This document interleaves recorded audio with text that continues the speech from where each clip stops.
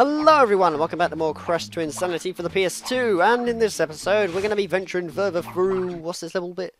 Insanity Island. Yeah, we're going to be going further through there, finding more gems and stuff, pretty much, you know, just like the other couple of episodes and things. Because we're going to come across something a bit different and things, which involves, kind of not being spotted and things. You'll see what I mean when we get to it. But for now, we're just in this particular area here, getting all these gems. I love how open some of these areas are, you know? Given the fact that even though it's a free roaming game, you can just venture around the beach and looking at things. Not to mention rotating the camera around like it's a Ratchet and Clank game or something. Because Ratchet and Clank is an awesome game. But, is there anything over here? Yeah, it doesn't look like there is, never mind. But, you know what I was talking about before where I said some of the levels have weird layouts? This particular segment here, this is Insanity Island. It's weird. Parts of this world are part of the first bit in the game, which was, you know, Insanity Island. Why they did that, I don't know, but still. Oh boy. Oh, right. Oh, that's what I needed the haystack for. Right, my bad. I completely forgot what I was doing there for a second, but I should be able to remember it in a mo. Let's see. So my guess is we're going to have to use this haystack. Oh, actually, we're meant to use the chickens, but never mind. I'm just going to do it my way by doing that. There we go. So now we can easily go and get the gem. The purple one, in fact. Wow. It's always the purple one, I think, that seems to be the last in this game. Well, the colour codes are a bit strange, because really they just go in any order, and you don't really expect it. But, you know, it's still fun to look at it and stuff, I guess. Also, I believe you can sequence break this bit by pushing this bit of hay and then kind of just jumping around, even though for some reason there's an invisible wall. Fair enough, damn it. I thought you could easily just use that in order to navigate around it. There might be a way to do it, but I'm really not too sure. Plus, oh, extra life. That'll be useful. Thank you very much. I didn't notice that until now, because I've never really come across that before. Never mind. I still love the lighting on the mushrooms and the locations of the caves and things. It just seems really cool in my opinion. But the thing that is going to be cool is going to come up to a new part, which involves, well, I don't really know what it reminds me of. It's quite unique in a way actually with the ideas, because it's funny to watch at the same time. I guess they just added these little cave sections and stuff just to throw stuff in when you come up to the next area. A lot of them are pretty much the same really. I'm not really that excited to go through. The actual main gameplay parts where it changes are fun, which is why I don't mind redoing them again when it comes to backtracking. But enjoy the cutscene and enjoy what we're about to witness. It's great. You have to help me, Crash. You heard them. They want to destroy our island home, humiliate and enslave you, and steal my brain! How I envy the simple life of the tribesfolk. Living in harmony with Mother Nature.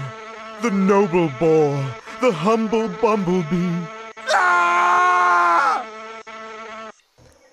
Yes, we've come across quite a funny gameplay mechanic actually. So he's against these bees and stuff, trying to kind of survive. Also, where am I meant to be going? Oh wait, I'm meant to be going this way, fair enough. I actually forgot what I was meant to do there. That's a shame. But the gameplay mechanic here is he's moving forward, but we basically have to activate all these traps so that way he doesn't get himself hurt. And honestly, I think this idea is really cool. Because Crash is just doing his normal thing, and once again, you know, it's Cortex who's always getting himself in a pickly situation and things. Especially later, since it actually gets worse for him. And you'll see what I mean by that in a mo. But also there's a green gem there, I could do that, thank you very much. Oh wait, oh fair enough, yeah. You also step on some things to make it easier for you as well. So it's kind of cooperation, but you know, again, they just don't notice it. So here, a hive has fallen down on him and he's making it far much more worse for himself. So I guess that's just Cortex being Cortex, really. Not really much to say about this. Also, the a cappella version of this, you know, Sparrowmouth doing the OST in the game and stuff, it sounds very, very similar, or in fact it's probably a parody of, what's it called, the bee chase, you know, the music that plays when bees are chasing you and things? They did an a cappella version of it, and it sounds really cool. But I will admit, oh god, wow, I actually died on that bit. Okay, this time I'm gonna judge what that thing's gonna do, so that way he'll make it easier for me. But this is what I mean by, you know, where he slips on the switch in order to make it easier for us. See, he lets us go, but then we have to let him go. Also, we're about to meet Freddy Fazbear in this particular segment. You'll see what I mean in a minute. Can I actually get that gem before he goes anywhere? Yeah, I can. Nice. Which is right about now. Here he is. It's Freddy Fazbear trying to go after him. To think, you know, what Cortex is doing, and that is just so funny. Even in the later videos, even in the later parts of the game, and that, he always gets himself in weird situations, and you're like, oh, for goodness sake, Cortex, really? Also, this isn't the only time that this gameplay mechanic is going to be around. As more parts of it happen, and it gets more and more funny along the way. Except I appear to be doing okay so far. But he catches up really quick. I don't know why they meant to do that. I mean, really, he should be miles ahead off that bit, but apparently not. Also, this bit threw me off the first time.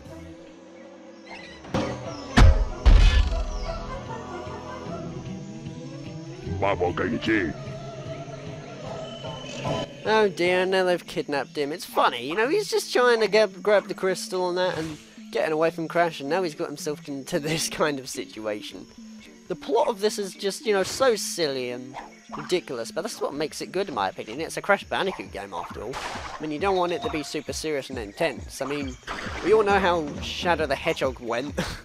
Given the fact there was just this blue hedgehog that jumped on badnik enemies, you know, killed them and things, to some robot with a really horrible past about being created from his blood and things, you know, it doesn't really line up, does it? Oh well.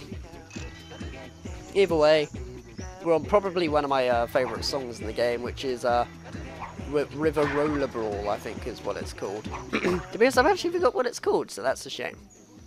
And honestly, it reminds me a lot of, where am I going, Metal Gear Solid. Because basically, what happens is, there's this guy looking for us, but then we have to quickly go past it, that way we hide, he can't see us. Again, it's much like Metal Gear Solid in a way. Speaking of which, actually, I've never played Metal Gear Solid. I have not played one Metal Gear Solid game so far. Apart from a demo of Metal Gear Solid 3D Snake Eater, but I've never actually just played a proper one in general, like, you know, just buying the full game and trying it. Never know, I might as well do a blind LP of it one day or something, I don't know. Or I might just play it in my spare time. Because not everything has to be blind. There is one particular game though that's blind, that is a franchise that I enjoy, so hopefully you'll like that one. Oh god, wait, that was stupid. Oh, also, wow, very lucky as well, because I didn't really get spotted there. Can I actually make it before he gets me? I can, cool, that's nice. Also, for some reason in this bit you have to hide in the boat, because then he can't see you. Why that makes sense, I don't know, but it just does. It's Crash Bandicoot logic. Also, I hate the camera on this bit, because I can't tell what he's doing. There we go. So now I can easily just get past like this. And now, we are at a new segment, I believe. If you go back, you're obviously going to get shot, and that's not fun. Plus, oh my goodness, I forgot, there's one there. Duck! What are you doing? He wouldn't duck then, he was standing at an angle, which is weird. And no, I'm not going to do a quote from my favourite Let's Plays. Forget that. That's copyright. That belongs to him. Also, wait, can I just jump over him like that? Yeah, I can. Nice. Cool. This is going good so far. Plus, I love just bouncing down on crates like this. That's pretty different things. But, sorry about that. I had a bit of a quick interruption there of things. But, the band Sparmouth that made the acapellas OST of this game and stuff, the thing that's pretty cool, actually, is if you played Crash Bandicoot Tag Team Racing, they actually performed some of the music in that as well. Which makes sense given the fact that the credits are a sped up version of Twinsanity Island, you know. It kind of adds up a bit there, doesn't it? Also, I really don't get this mechanic. We actually have to use, whoops! We can use that barrel to get on top of there, but do I want to? Yes I do, because challenge, and I love challenges. There we go. Lives galore, and wow, we're actually nearly at 50 lives. This is going by a lot better than I expected. I honestly thought within the first world I would get game overs and things, but apparently not. I guess that's all that practice that came in handy then. But still, I do love the acapella to River Roller Brawl. I think it's called River Roller Brawl, I could be wrong about that, but still. This is the segment that I mean you have to use the analog stick. Look what happens when I try to jump forward. It kind of helps, but I cannot tell where I am. Mainly because, look, there's no goddamn shadow. Why is that a thing? I mean, a shadow would be able to help me and stuff.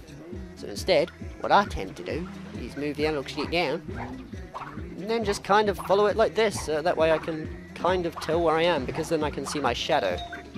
Why you can't see it back there, I have no idea, but still. At least you can rotate the camera around there to see the lush environments. Oh god, the song's so weird, but I do love it. Most of the, pretty much no, all of the songs in Crash Twinsanity are weird. It's just, they're funny. At least that's what I find, anyway. Plus, I want to kill you, so that way you don't have to stab me with your spear. Luckily, though, when you do get the gems, and when you die, they don't reset, so you don't really have to get them again. Because now we have 2 of them left. Okay, cool, that makes sense. But man, how dangerous these things are. I remember if I saw this as a kid now, I probably would have not liked these things, because anything with sharp objects, or just something, you know, that does look a bit out of place in the world of a nice game and stuff, you know, like say buzz swords, for instance. You know, they do kind of intimidate me a bit.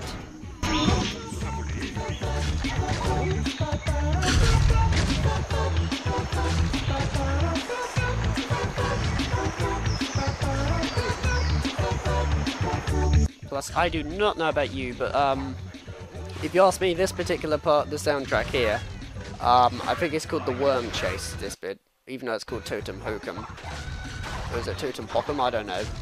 It honestly reminds me a lot of Smooth McGroove's voice. If anything, maybe Smooth McGroove secretly made the whole soundtrack to Crash Twinsanity, which is why he makes a cappella videos, because he predicted the future. He thought, well, nobody's going to play as Twinsanity or anything, so that's fine, I'll just make videos about it in the future. But honestly, the voice does sound really similar to Blimmin' Smooth McGroove. You can probably see what I mean if you're listening with me and stuff, but still. And there's the really crap invincibility system. Like, yes, I guess it does protect you and things, so it's kind of useful, it's just so short-lasting, and it's not satisfying to use the slightest, because there's no music either, it doesn't change. Imagine having an a cappella version of the bongos, you know, that play when you get the invincibility. That would be awesome. Why didn't they do that? I have no idea. Plus, gems. Or gems. Now, where would the gems be? Maybe somewhere over here, I don't know, really. The actual song of this, though, is a parody of, I forgot what the hell the song is called. You know what, I might as well do research about it and put up an annotation about it, just for those of you who are curious. But it's a parody of something to do with orchestra, and sounds a lot more quirky and funny, just like most of the OST in the game. Anyways, what are we doing now? I guess we're going up and then finding more gems and stuff to find, is that right? Yeah, like that one over there. How much do we have? We have 3 of them left, okay, cool. That's fine. I believe a gem, though, is in the second half level, isn't it? Oh boy, this mechanic, yeah. I remember this. This was fun-ish. Basically, these things go up and then you have to try and do it quickly. Otherwise, you jump on the spike and you die. Oh dear. There we go, right. Now waiting. And jump. There we go. Okay, we're actually getting somewhere this time because now I'm observing what the hell's going on.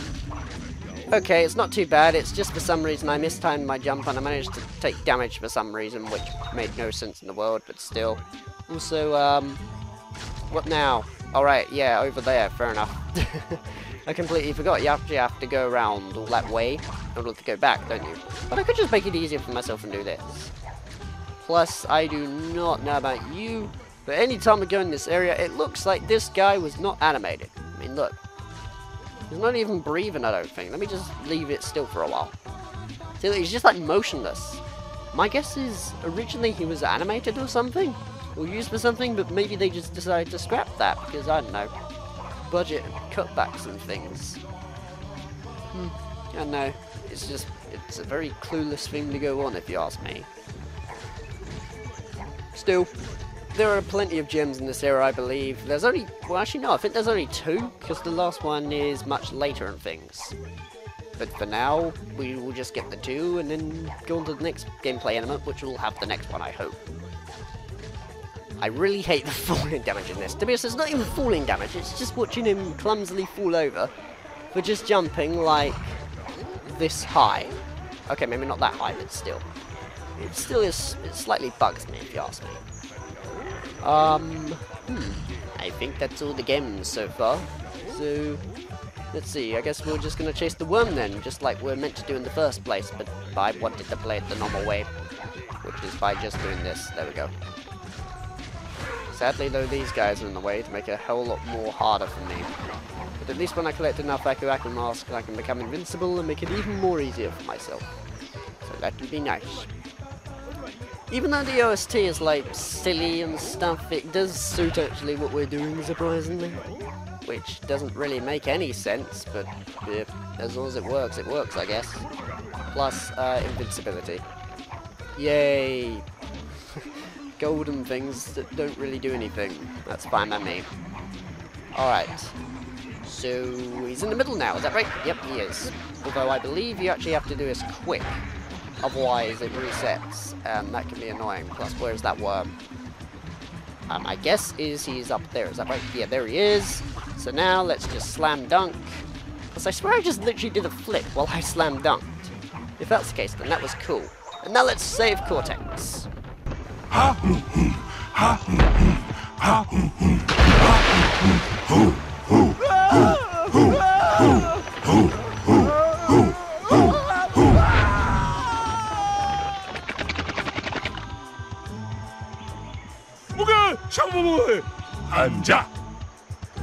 Uh-oh. That can't be good. Now this brings back a lot of memories of the old Crash Bandicoot games when you ran away from people and stuff. Much like, you know, the boulder segments in Crash Bandicoot 2 Cortex Strikes Back. They gave it back here, and it's kind of nice. Plus, I hope the last gem is in this area. If it's not, I'm going to have to do the whole thing again, and that's going to be extremely annoying. Oh, it's right there. There you go. Fine, whatever. I've got this.